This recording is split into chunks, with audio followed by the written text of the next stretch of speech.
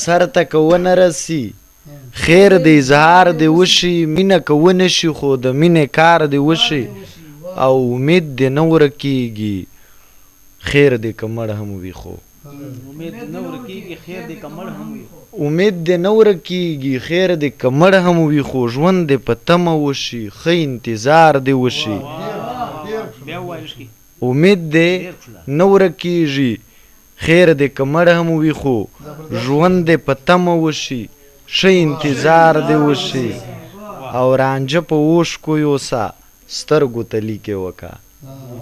رانجه په اوښکو یوسه سترګو ته لیکې وکه پاس د چاړو په څوکو لږ ډېر سینګار دې وشي او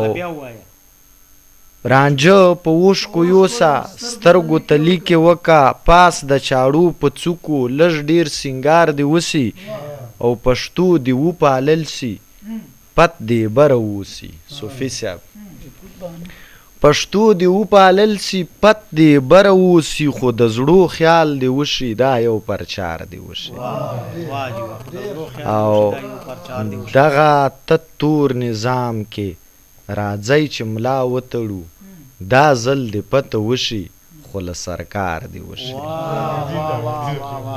دغه تک تور نظام کې راځئ چې ملا وتړو دا ځل دې پته وشي خو له سرکار دې وشي او مشه شعر ده چې کمره ژوند غولوي دا دوه کسان دې ورک شي کبر په یار دې وشي او پر ایبار دې وشي کمره ژوند غولوي دا دوه کسان دې ورک شي کبر په یار دې وشي او پر ایبار دې وشي عظمت صاحب دغه یو څو شعرونه نور داسې لنډ غزل ده چې بغیر مطلع ده خو د ځنې خلکو ته چې څه ورشوي دي دا ځنې خلک ژوند په زور کلاروي د ځنې خلکو ته چې څه ورشوي دي دا ځنې خلک ژوند په زور کلاروي زموږ حقیقتونه ورته تورې کیسې ښکاري مچۍ چې چلی یو سړی ټول کور کلاروي نورشاه صاحب زموږ حقیقتونه ورته تورې کیسې ښکاري مچۍ چې چلی یو سړی ټول کور کلاروي او دا څه خلک چې شعر یې په شونډو باندې رپي دا څه خلک ټولو شاعرانو ته ډالۍ چې دا څه خلک چې شعر یې په شونډو باندې رپي دا څه خلک په سینه دننه اور کلاروي دا څه خلک چې شعر یې په شونډو باندې رپي دا څه خلک په سینه دننه اور کلاروي او د ژوند په دې ترخو حالاتو کې کمره یو بعضې وخت یاران سړی په شور کلاروي د ژوند په دې ترخو حالاتو کې کمره یو بعضې وخت یاران سړی په شور کلاروي او دغه که اجازتي تاسو یو لنډ غزل به وایم چې دا لکه د دوه غبرګونو خویندو یې تیارې ساتي لکه د دوه غبرګونو خویندو یې تیارې ساتي سترګې هر څوک لري خو یو سړی ښامارې ساتي او ژوند راله زړه اوبه کوي وخت مې ژوندی هم ساتي ژوند راله زړه اوبه کوي وخت مې ژوندی هم ساتي دا کیسه ډېرې زاویې معنی او لارې ساتي او دغه سړي صوفي صاحب ته او انورشاه صاحب ته د ډالۍ وي چې دغه سړو ژوند سره سم تر حده عشق کړی دی په سپینو خلو دي خو جیب کې دوه هندارې ساتي دغه سړي ژوند سره سم تر حده عشق کړی دی په سپینو خلو دی خو جیب کې دوه هندارې ساتي او زما یاران غریبانان دي خو له ننګه ډک دي حجره رباب ساتي او شنې چای مزیدارې ساتي او زما